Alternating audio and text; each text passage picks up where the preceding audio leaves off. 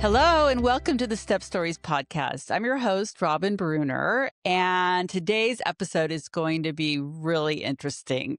My guest is author and journalist Carly Schwartz. Hi, Carly. Hi, Robin. Thanks so much for having me. I'm so glad you're here and I really appreciate it. We're going to talk about a lot of things, but first of all, I want to talk a little bit about your recently published memoir, which I have right here. Sure. It's got Oh, thank such a great you. title. Yeah.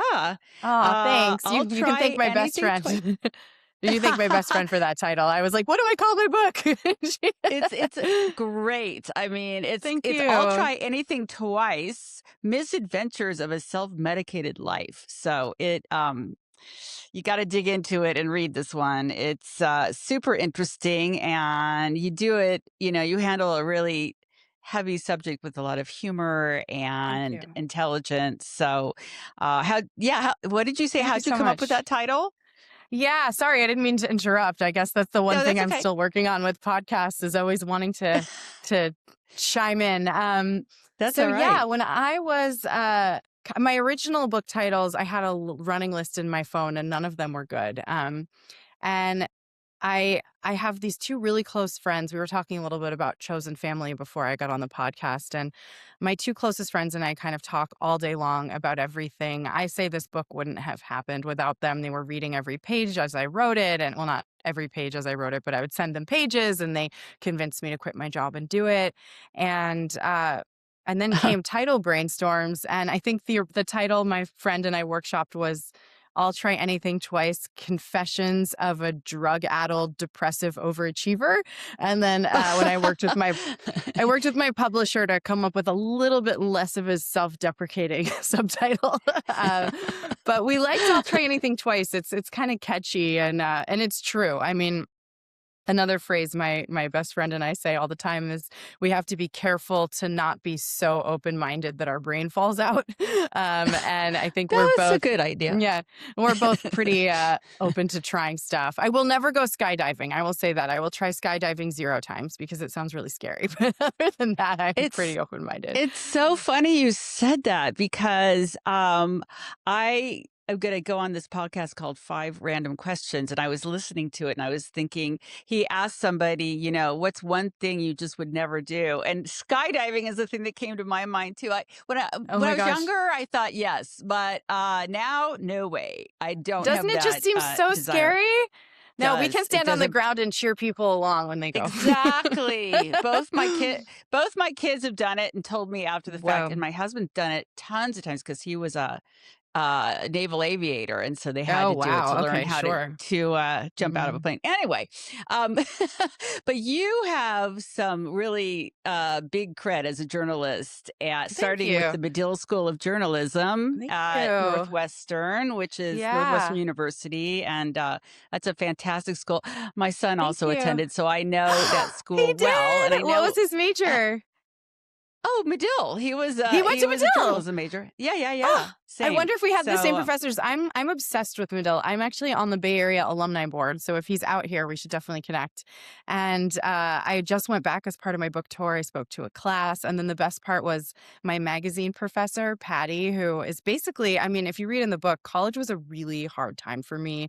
I didn't Mm. know what, I mean, I had no sense of self. I was grappling with depression for the first time. I was doing a ton of drugs and alcohol to just like black out how miserable and confused I was as a kid on her own for the first time grappling with this mental illness. But the one thing I loved was journalism. And I kind of joined Medill not even knowing I wanted to be a journalist. I was just like, oh, I like to write. I want to go to a big school. Northwestern's a great school. And it was through those classes that I realized, oh, there's something I know how to do in my bones. And so I credit a lot of that to my magazine professor, Patty Walter, and she moderated Mm. my Evanston, Illinois talk a couple weeks ago. And it was just the one event on my book tour that I had to try really hard not to cry during. Oh, I wonder if your son had her as a teacher. She's just the best of the best. I don't know, but it'll be interesting to find out. Yeah, Well, and then from that, you did go into journalism for a I long did. time, like 2 Hmm. decades, right? You became the editor in chief of the San Yeah, Francisco Examiner, which is I did. huge. Yeah. Thank you. Very Thank you. impressive. Yeah. Yeah. I love local news. I love local news. I want to write my next book about the local news industry, but maybe fictionalize it to make it take more creative liberties than I can otherwise. I understand. Well, and let's see, you also founded HuffPost San Francisco Mhm. bureau, which is another huge job. Thank And you you. founded a feminist magazine, an award-winning Mhm. feminist magazine, and also you founded a jungle journalism school, which I I know did, you've which written about in your book. you can read about that in the book. Unfortunately, Yeah, the yeah. Jungle Journalism School was not a runaway success as much as I wanted. You got to fail a few times in life before you find your way. But yeah, I did the magazine actually while I was at Google with a good friend of mine who also worked there. We wanted to create kind of long form journalism that had a more intellectual spin than the women's magazines on the market. And actually, a lot of women's magazines are now um, turning in that direction. I think I was so sad to hear that Teen Vogue was shutting down because I thought they were one of the best Oh. examples of that. Um, Mm. but anyway, I could have a long tangential conversation with you about journalism anytime, so I'll rein it in. Okay. Well, that's okay. Well, that could segue it into like, what are you doing now besides Mhm. going on a book tour and Sure. promoting this book? Mhm. What other thing? Because I know Mhm. you've got a lot more going on too. You're very interesting. Yeah. Oh, thank you. Thank you. Likewise. I am taking a giant exhale because my book tour is over as of 2 days ago. All It was right. 18 events across 10 cities, and it was a dream come true, but also incredibly exhausting in the best way, exhausting, invigorating. And now I'm excited to have a month kind of at home in San Francisco. And I love to travel. I travel a lot. And I also love long periods of time at home. So I'm excited to be here. And yeah, I have a pretty diverse client portfolio right now. I do storytelling for a lot of organizations that I describe kind of on the bleeding edge of technology. So in the climate tech space and in the robotics space and kind of responsible AI. I think my way to future proof as a writer in the AI era is to just become fluent in AI. You can't beat it, so join it. And so it's been really exciting to kind of talk to all these crazy geniuses who are deep in the math and science piece of it and translate what they're doing for a wider audience. And then I do some community work in the Mission. I've lived in the Mission District for about 10 years, and I do some work. I'm on the board of a local cultural healing center that's run by my Hmm. mentor, Roberto Hernandez, who's been a community organizer here for 50 years. And I'm kind of putting breadcrumbs down for my second book. By breadcrumbs, I mean like a summary and lots of brainstorming sessions in which I don't write anything down yet. But the good news is my agent did like the idea, and she is a tough cookie. So the fact that she likes it means that there might be something there. And yeah, and mostly just enjoying the fact that I have kind of designed a life in which I love to work hard, but I love to kind of do it at weird hours and on my own time. And so the fact that I can do a podcast with you in the middle of the day is awesome.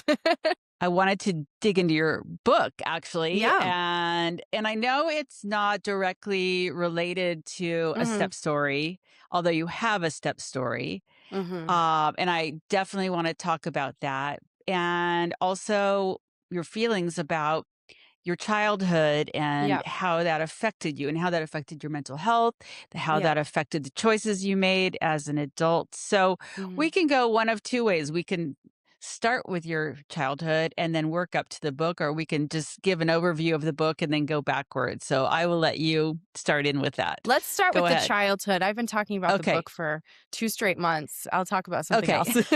All right. All Then we'll right. talk about the book. That sounds good. Well, tell me a little bit about your childhood.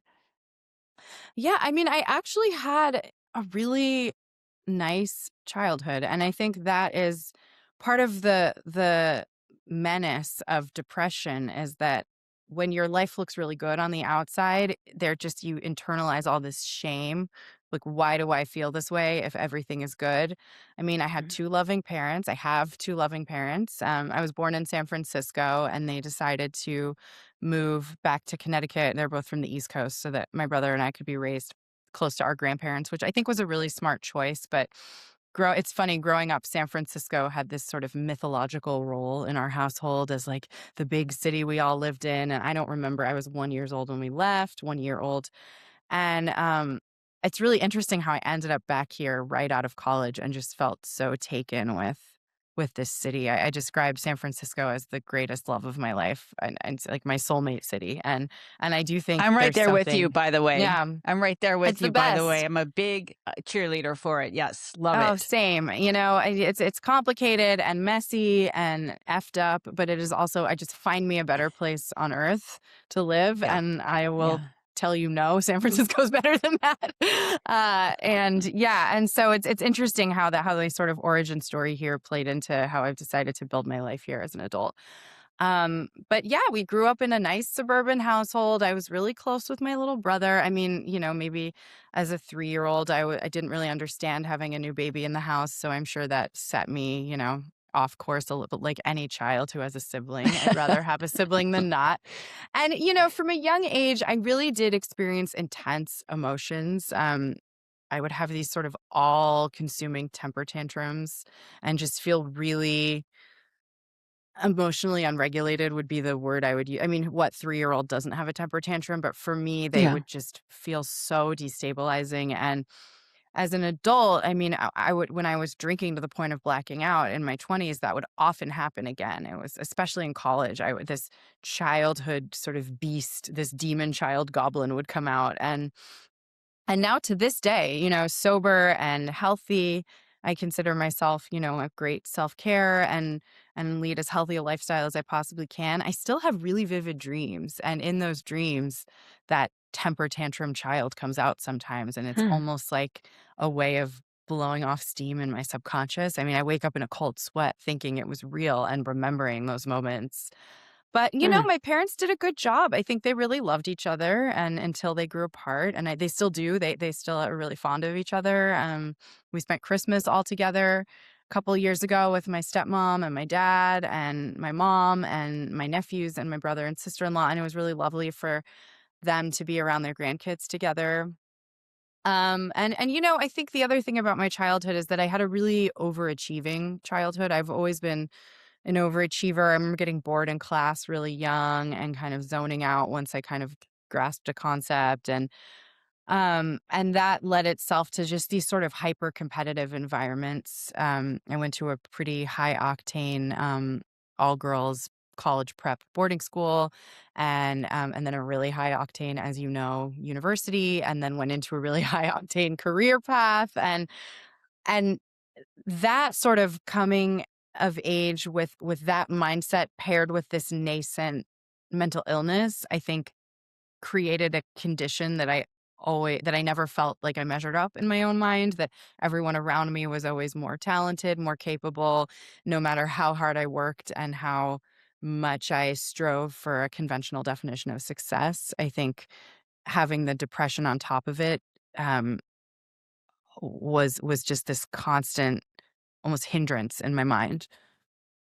Carly, I'm wondering, were there circumstances in your family that created this sense of pressure for you, or did you put that pressure on yourself? I know a lot of Um, times oldest daughters can do that, but yeah, where was that pressure coming from? And also, is there mental illness in your yeah, family, depression and all that? yeah. The pressure, I mean, I laugh because my parents, like, they were like, "Cool, good job yet again." They were not. They definitely tried to find academically rigorous environments for me, which I needed. And they helped me figure out the best high school environment. I don't think I would have done well in a public school. I think I would have gotten really caught up in sort of more superficial teenage things. But they never put pressure on me to achieve. That all came from inside of me. I mean, I wanted to be the best. And I have my closest friend is also an older sister, and we talk a lot about how we sort of came of age in these hyper competitive uh headspaces, which is really interesting. Given her parents are pretty chill as well. But the mental illness in my family, absolutely. My father struggled with severe depression. throughout most of my teen years, and I almost don't remember it. I feel like I kind of blacked it out, aside from, like, a few key details of, him having a hard time getting out of bed or being glued to his Mm. computer for hours and hours doing nothing.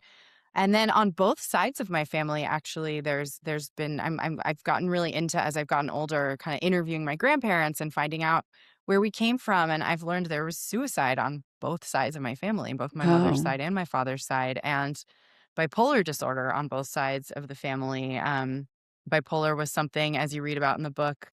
I'm even not sure to this day if I have a strain of it, because it only my manic episodes only showed up when I was really hopped up on these upper drugs. But it's definitely something that, it's clinical depression, very much so, both sides of the family. And my mom, lucky her, has come out unscathed from a mental health perspective, but not unscathed from being the mother of someone who struggles. My yeah. brother is also in recovery. So both of us Mm, have been on our own recovery journeys and live lifestyles that don't involve substances anymore. And I think, good. being the parent of that is got to be challenging when you see your kids at their lowest point. And that's such a vicious circle, and I don't Mm, I'm not qualified to go down this route, but I know, the substance abuse and mm. bipolar and all of it, it's like you're medicating to Oh, treat yeah. it for yourself, but it's making it worse, and it's a vicious circle, Exactly. so it's a terrible vicious Exactly. circle. Exactly. Yeah. And I'm Well, certainly let's not qualified to say it either, but I say in my book, word for word, I wasn't willing to believe that the one thing making me feel better in the moment was the one thing keeping me from getting well. Right. That's absolutely right, and it's Hmm. such well, we could talk about that in a little bit, but Hmm. it's so great you're putting that out there Thank and such an you. Thank you important so message to much. Thank share you. because it needs to be talked about. But I do wanna still stick on Hmm. the family and the step story, and so Yeah. so when did your parents get divorced? What happened with all that? Yeah, I mean, I joke that we drove out from Connecticut to Chicago to drop me off at college, and I still to this day joke that that was the road trip that ruined their marriage. But Oh, obviously things were happening leading up to that. They grew apart in a way that was really hard for and I don't think any kid is analyzing the nuances of their adult parents' marriage, but looking back, they were kind of leading 2 separate lives, and they weren't really partners in, running the household together, parenting together for the last few years of the marriage. And I was so caught up in my teenage BS, and so was my brother, that we really didn't, it was like, "Oh, okay, my dad sleeps upstairs in the guest room because he snores." Like, that's totally normal, and maybe it is for some people who are still married. But I think they just grew to a place where they couldn't salvage a partnership where they would build the rest of their lives together in harmony. And so my freshman year of college, I came back from my first semester at school, plane right away, and I was grappling with my own, you know, what I would later recognize as a binge drinking problem, and my unchecked blossoming mental illness, and learned that my mother would be moving out and into her own apartment, and 10 minutes down the road.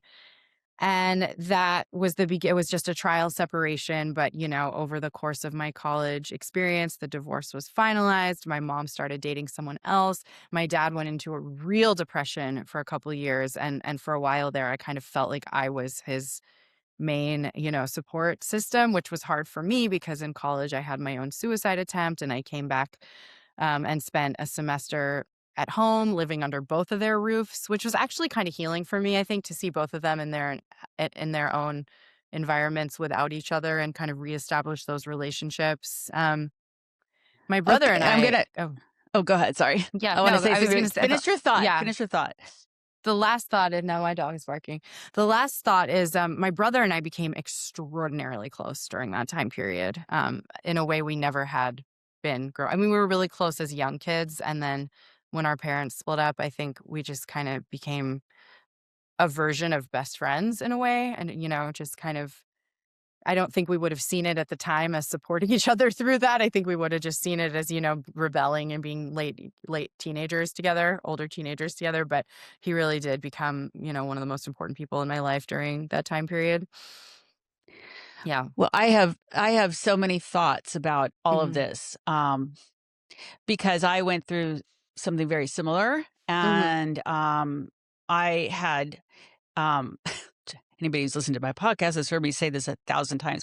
My mother died when I was young, and I had a stepmother, and Mhm. that stepmother left when I was a freshman in college, also, and Mhm. away Oh, at wow. school, and I had younger siblings at home. And, the I've come to learn that people think, "Oh, once you hit 18, you're not really a kid anymore, Mhm. this is you're an adult," right? But actually, it's one of the most tender ages. I think early Mhm. adolescence and actually around 18, 19 is very tender for kids going through a loss of parents, a divorce, a loss of their parents, whatever it is. And I think that in particular doesn't get studied that much. Mhm. And it's very, very hard, and you're caught between this place of Mhm. you're off of college, you're kind of an Mhm. adult, but you're really still a kid. I mean, you're still a teenager, Yeah. and it's tough. And I what did that do to you mentally, to come back? And I commend you for going back to Yeah. college and being able to go on, because myself and actually somebody that I interviewed who's going to be on next week, who wrote a book, Genevieve Mhm. Kingston, she also, both of us left college in our freshman year because Mm. of that Mhm. difficulty.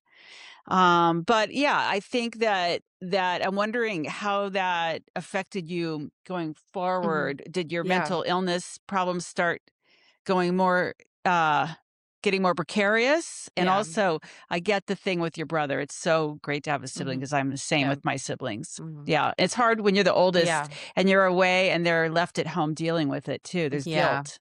Yeah, yeah, Yeah. absolutely. I mean, look, sample size of one, I always say it was destabilizing to go off to college and be a grown up for the first time when I was in no way mentally, physically ready to be on my own.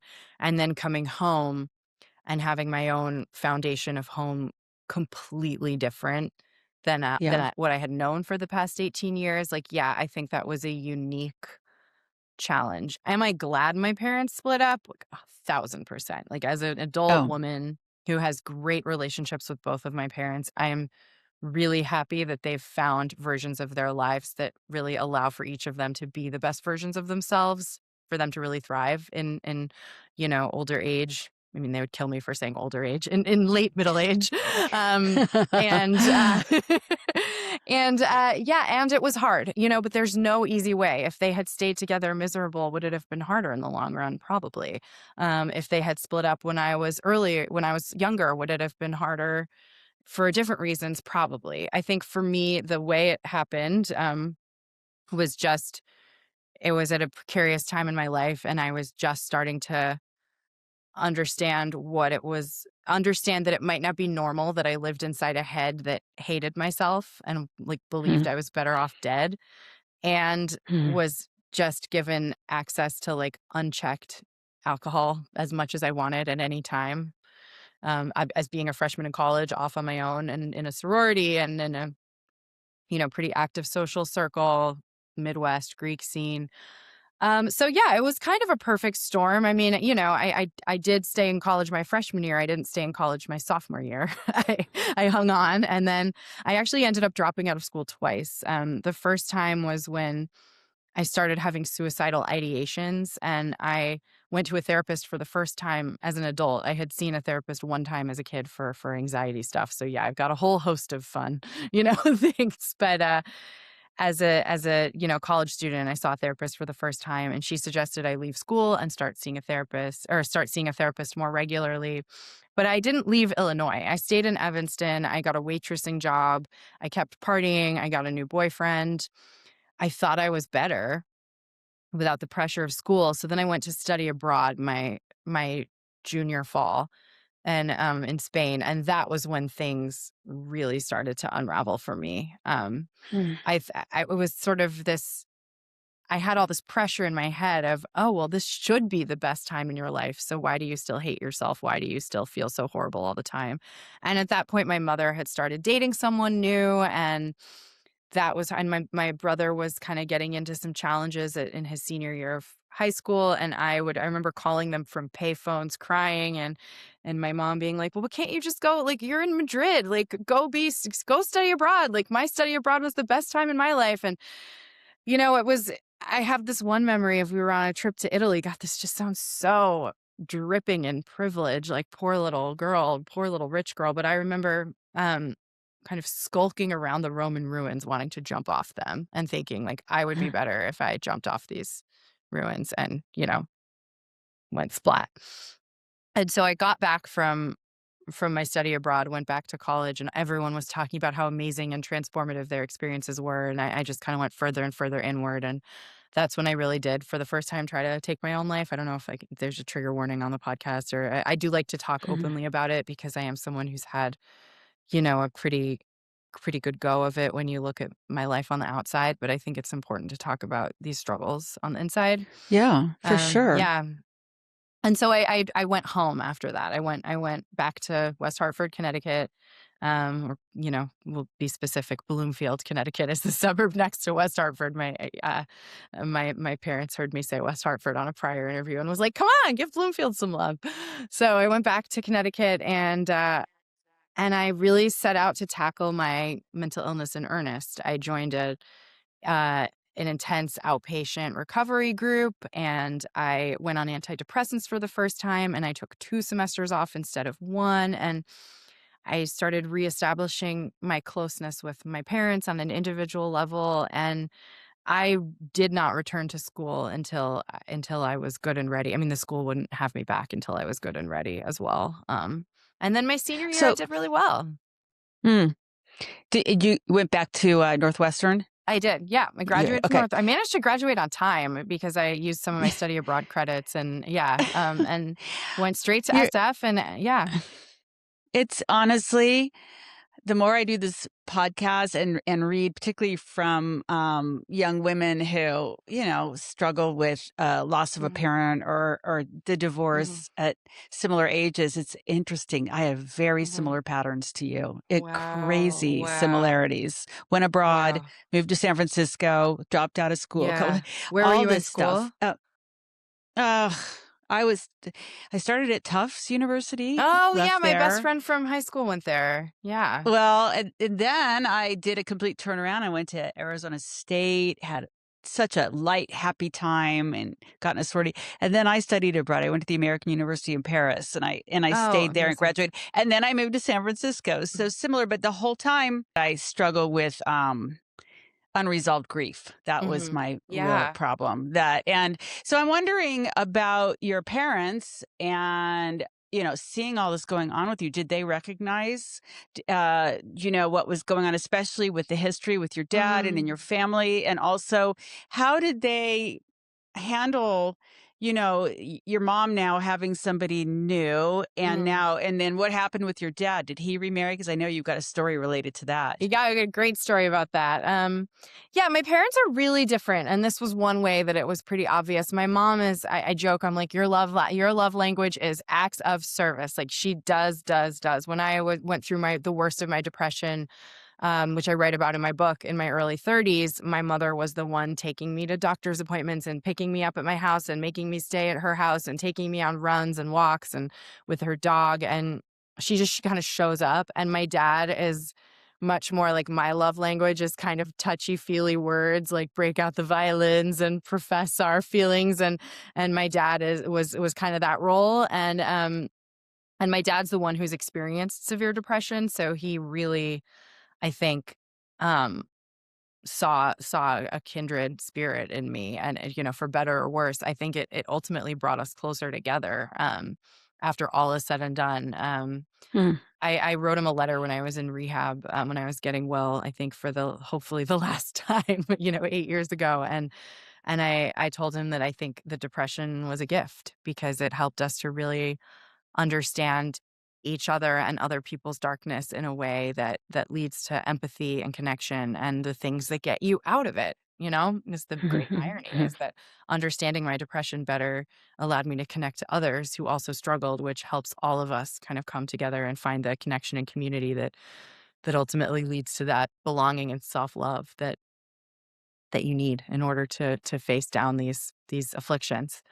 Um, but my mom, she had a new partner for several years. They did not end up staying together. So my parents both had really interesting stories after I was an adult living and I was, chasing down a really, really intense career. I was an early editor at HuffPost, moving back and forth between San Francisco and New York. I think in my 20s, I moved back and forth between San Francisco and New York 3 or 4 times. So I was kind of always Wow. on the go doing something, and my parents were living their own lives. The first year out of college, I got a message on Facebook from someone my brother used to play Little League with, and someone I used to babysit, and he said, I heard your parents split up, and our parents had been friends. They were like not great friends, but they would go on double dates, or we spent New Year's with his parents one year. And he said, my parents are splitting up, and I heard that your parents split up a few years ago. My mom's like in a really bad place. I'm wondering if I can give her your dad's number. I think that it might help her to talk to someone. And I wrote back, I'm like, Jeremy, we should set them up. And he's like, I don't know. It's only been 6 months. And my dad had been single for about 3 years by then. He had dated, on and off. And I called my dad. This is still the joke we say to this day. I call my dad. I go, Dad, Ronnie is single. I am not going to say her last name just for privacy purposes, but Ronnie, I said, Dad, Ronnie, blah, blah, blah, is single. You need to ask her out. And he's like, I don't know. Should I? Like, do you think we'd get along? Like, why don't we just, and I said, Dad, she's hot. And so now all my friends call her Hot Ronnie. They're like, Ronnie's hot. But so they ended up, their first date, they closed down a restaurant, and my dad can talk to anyone. So I guess that's not saying much, but they closed down a restaurant and then they started seeing each other. And long story short, they've been married for 15 years, I think. 15 Mm. years. They've been together for longer than that, but they've been together for almost 20. And they're really good for each other. They have a different relationship than my parents had. And I see how they bring out different sides of one another than my parents did. And they're not perfect and it's not perfect, but I really like admire the life they've built for one another together. They're still in Connecticut. They actually are in West Hartford now, so I can say that.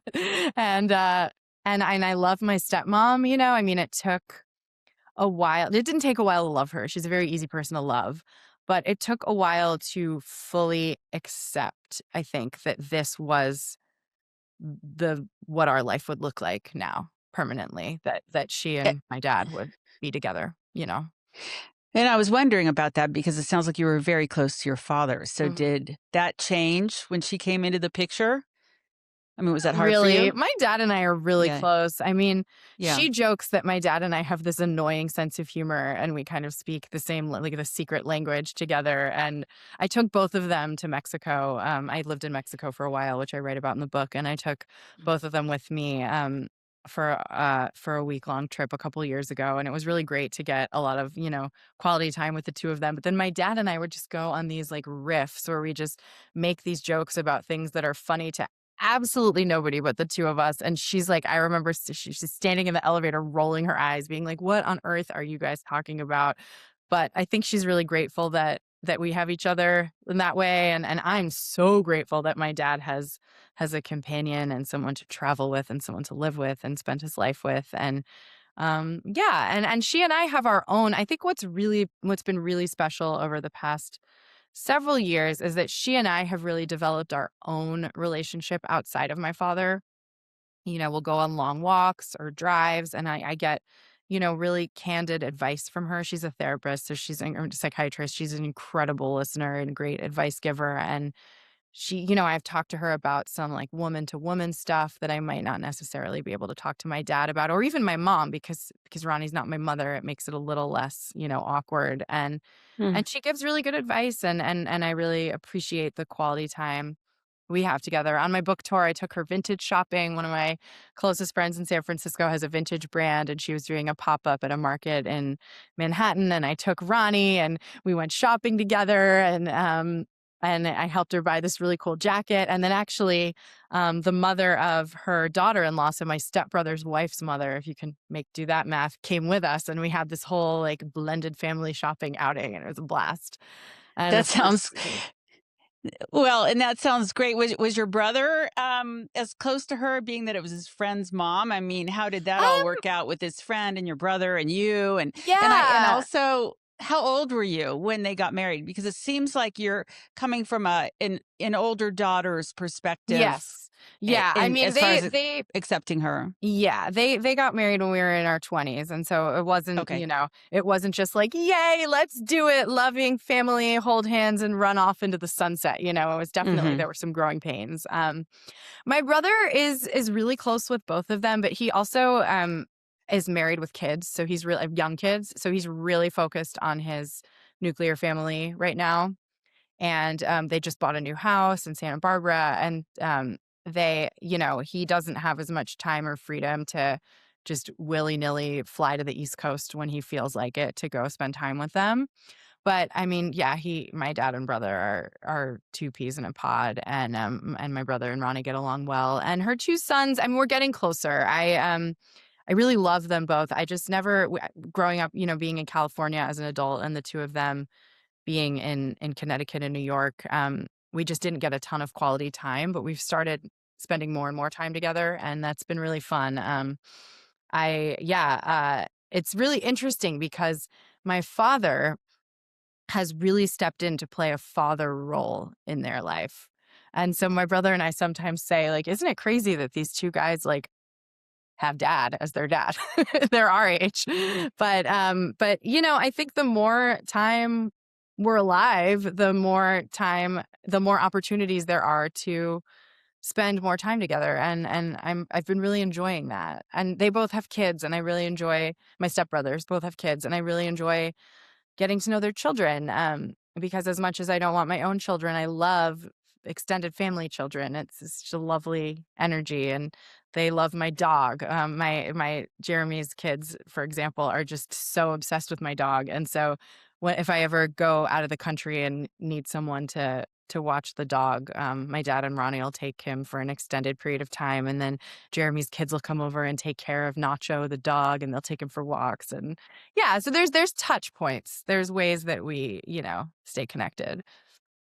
That's good. I mean, you're sort of creating this, you've dropped in little hints that there were some adjustments and stuff, Oh, mostly yeah. in a idyllic situation. But I did hear the one thing you said where you're in your 20s, you're sort of in this young adult place, and now your dad's got new stepkids.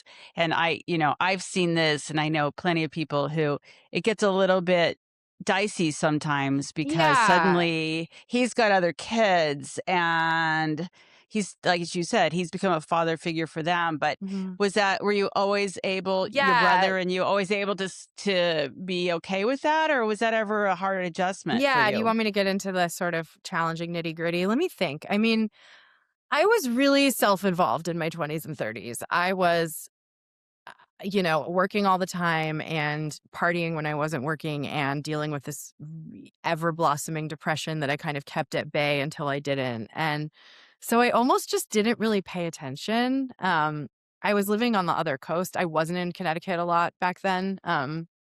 I do remember when I was in New York for a few years, like going up to Connecticut with some friends and spending time with my dad and Ronnie and really having a nice time. But I think I was really self absorbed. I wasn't really thinking about. I've gotten a lot closer with my family in recovery, and a lot more grateful for them. And they were always there for me, but try to think about the hard moments. I mean, it certainly wasn't like, yay, let's all, like I said, um, but there was never animosity either. There really wasn't. Like I would be lying if I said there was. I would be manufacturing drama for the sake of the podcast. No, don't do that. I'm happy I for mean, there you wasn't there that you wasn't didn't have it. animosity, but there was more Hmm. distance, and there was adjustments, and there wasn't my own super comfortable relationship with Ronnie where I could just call her or text just her, and you know, and just one on one, like I mean, I remember when we I don't remember exactly when, but it did feel like a transition when I just started saying I love you to her, like, really naturally, and it just felt but again, I think, like, my brother and I started saying I love you when we became adults too that I never said as a kid, so that might just be adulthood. Um, Yes. Yes, uh that is adult. I have gone through the same uh thing, and, I wasn't as easy forthcoming saying that, and now I Yeah. find that I say that with everybody much Yeah, more often because, same. yeah, you It's really realize nice. maybe it's partly to the world we live in. It's Mm, important to say I love you and say I it care about is. you because, it's the right way to counter the tough Right. stuff. Yes, So, yes, we've um gotta love yeah, I'm trying to think. I mean, I will for a while when my dad and Ronnie were first getting their relationship off the ground, like, it was definitely fodder for my brother and I, for Alex and I to bond and, talk our fair amount of, like, childhood shit, like, "What are they doing? Yeah, like, gross." But but again, like, we were just far. We were adults and we were far, and I Yeah. think if anything, it was not animosity so much as distance, and especially with Jeremy and Tyler, my stepbrothers, and now what it is this concerted effort for there not to be distance and for us Yeah. to all be together as a family, and I really enjoy that. For my dad just had it I planned a 70th birthday party for my dad, in November, and it was really cool, like, getting everyone in the family together. My brother flew to the East Coast for just 2 nights so he could be there, and I got to spend Thanksgiving with Jeremy's side of the family, which is people I'd never met before, his wife's family, and yeah, so less so, like, healing from animosity and more so, like, building from distance, if that makes sense? Yeah, it does, and I think that that's a very interesting, perspective on it. Mhm. Um, and to me, it's also the fact that you're all making the effort because it'd Mhm. be very easy to be on opposite coasts in different cities Yeah. and just sort of have, a surface level formal relationship. Right. So I think it's very important that you all care enough to want to create, have this family be a Absolutely. true family. So, and, Yeah, I mean, one thing I'd say to that is that Mm. I got sober 7.5 years ago, and it was the way I ultimately found my way out of the severe depression. And I've always been a really community oriented person. As I read in my book, I might or might not have joined a cult. I was really into Burning Man. I was really into, the recovery 12-step rooms when I first got sober.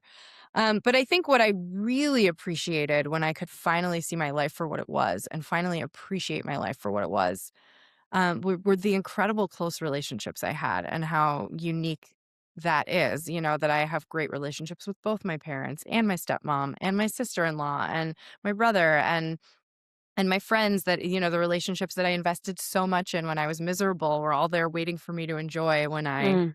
got well. And so for me, as someone who, like I've said earlier in this conversation, I never wanted my own kids. I kind of designed my life a little differently. But I also that doesn't mean I want to be alone. It doesn't mean I want to be Yeah. isolated.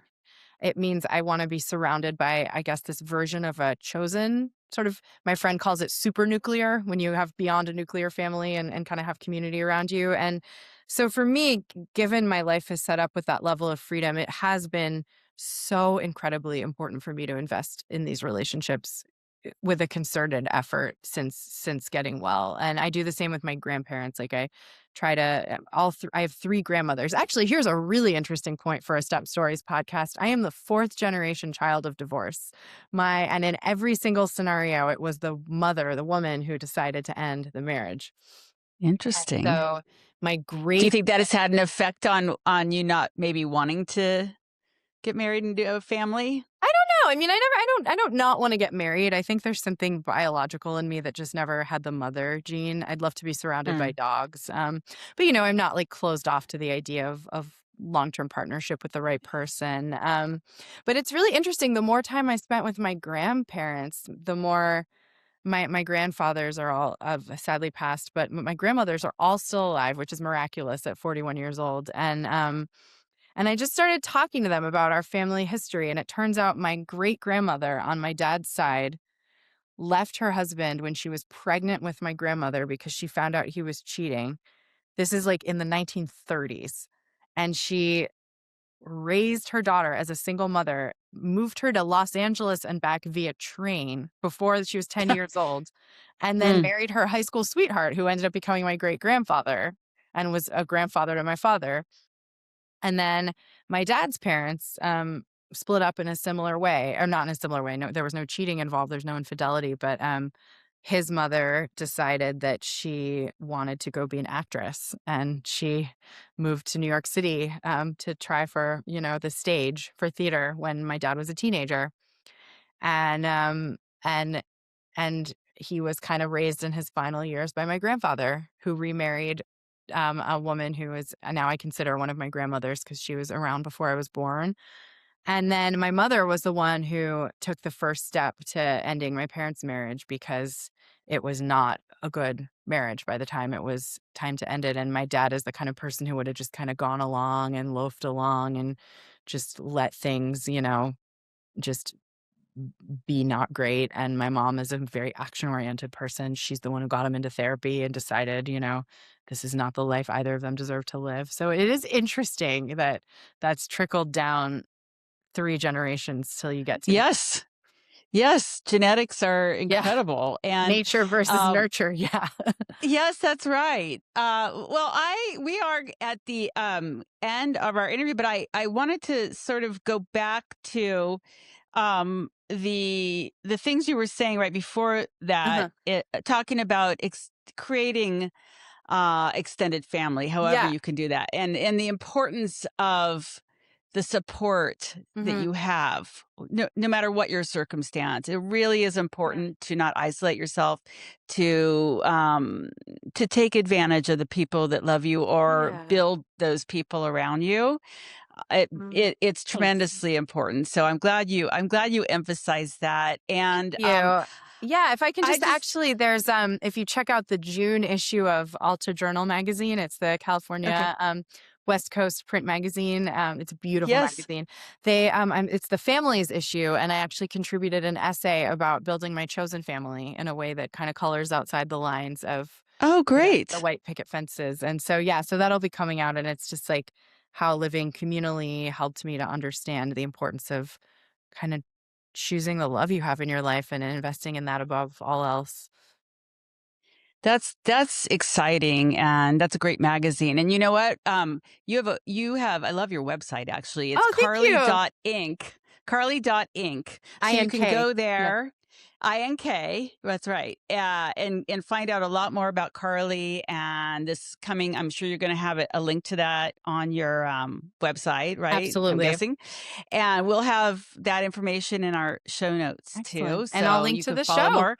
Perfect. And also, yes, and also, once again, we didn't really get to talk about it because we had so I'm many interesting things to talk about, totally happy but that's not to. okay. Please read the book. Oh, please read this book. It's fantastic, and Carly has a lot to share, and I'm so glad you were here today. I Thank really you. Thank appreciate you, it. It's great Robin. talking to you. Thank you for doing this podcast. These stories, I think, are so important and just showing different ways to create love and family and navigate this incredibly, incredibly common scenario that is not talked about nearly enough. That's right. That's absolutely right. Well, thank you Thank again, and you. good luck with everything. Thank you. Yeah. You too. See you soon, I hope. Yeah. Likewise. Bye.